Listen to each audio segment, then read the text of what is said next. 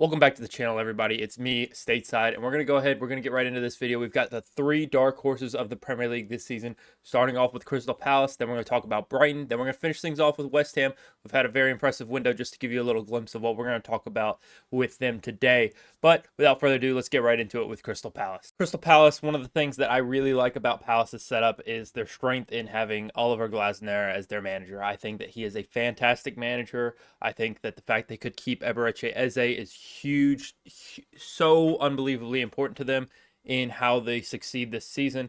Obviously, they brought in Daichi Kamada, who can play centrally, or I believe he can play on the right as well. They got Ismaila Sarr, who can also play on the right to replace Olise. Luckily, their system plays with three center backs and two wing backs that really give the width. So losing Olise, who played on that right side, isn't going to be so detrimental to them, as well as the new signings having familiarity in Glasner's system. Maxime Lacroix, who's linked with them, played at Wolfsburg under Glasner. You also have Daichi Kamada, who played at Frankfurt for Glasner as well. So these new signings have familiarity with the system, which is going to be really important to success early on in this team.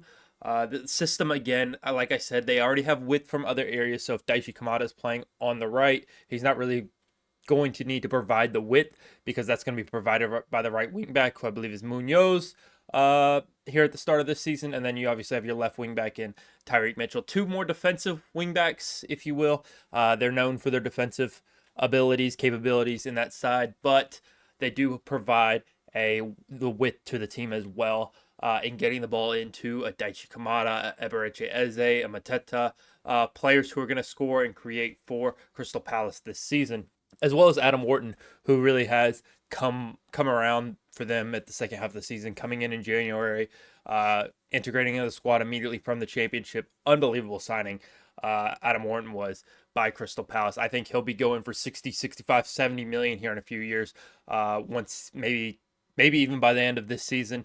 When we get to next summer, we're talking about him going to a big club. I will say, though, Crystal Palace has gotten off to a slow start of the season.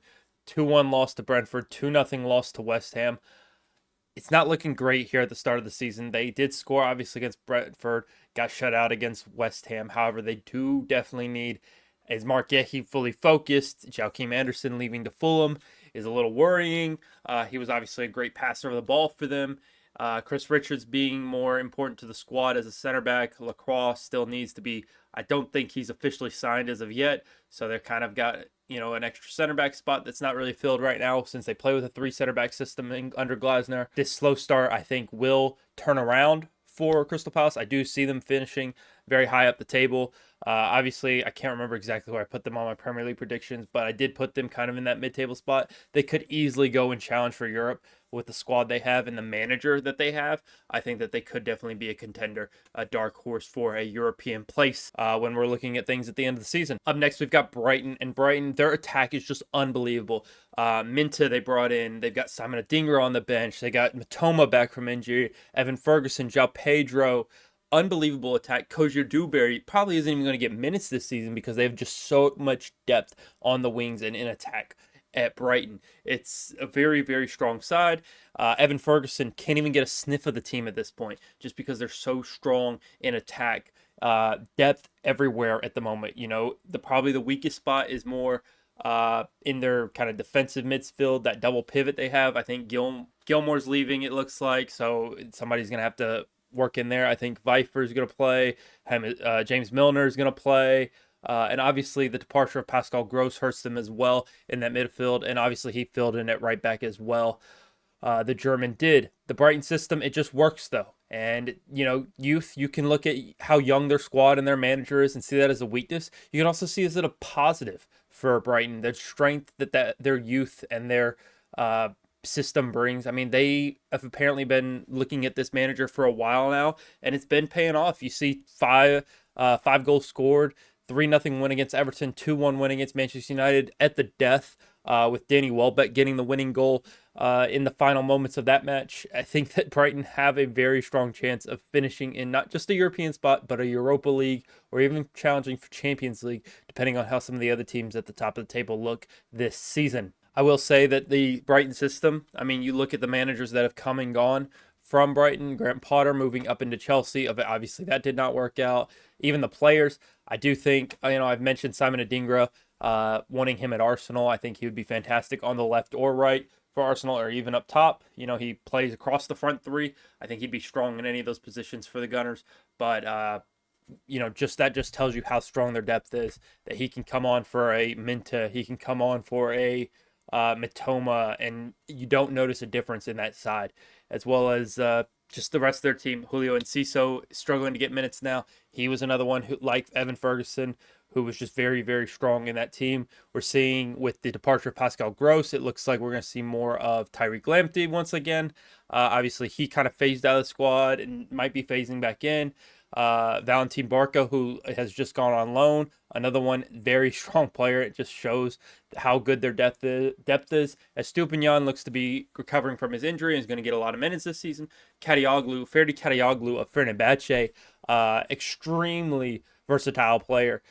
I think he's played on the right wing, left wing, midfield. I think he's played as a 10. He's probably played up front. He's probably played as a center back, right back, left back, but he's signed in, most recently having a season mostly at left back for Fenerbahce, and a season that definitely was a standout season for him. But I am interested to see how things go for this team if things do turn for the worst.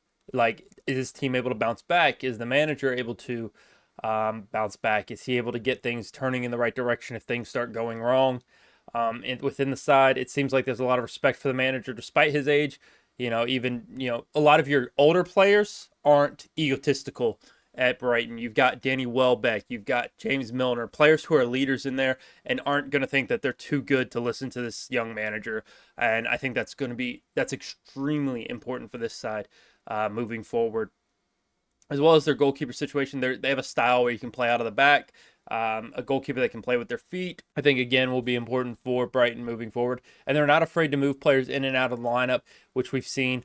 Jason Steele, for example, was the starting goalkeeper, and now he's no longer the starting goalkeeper. Tyreek Lamptey looked like a star. Evan Ferguson looked like a star. They're not reliant on these players. They'll bring in players that are better and replace the talent that they have, and they're not even worried about it. And they'll move on, and these players will stay and be talented players on their bench. And if they're not getting the price they ask for, they'll just keep these players and hold on to them. So I think that that's part of the Brighton system that is so important for them moving forward, and especially if they want to challenge for a Champions League spot this season. Now we've got West Ham up next. The strength of that team being able to keep Kudus, keep Paqueta, keep Jared Bowen, bring in players like Fulkrug, Aaron Wan-Bissaka, players of that level.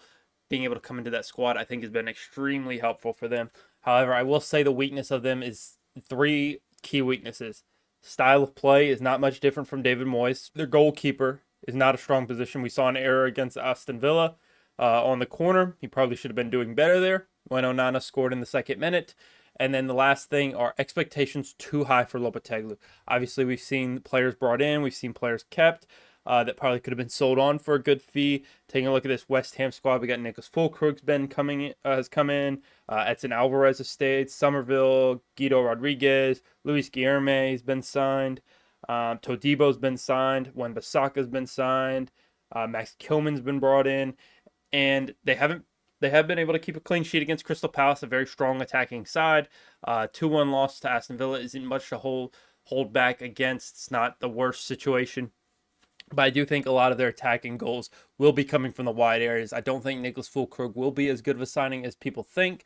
I do think that this transfer window for West Ham is a bit overrated. Might end up eating my words there. Might see a Nicholas Fulkrug golden boot charge. Who knows?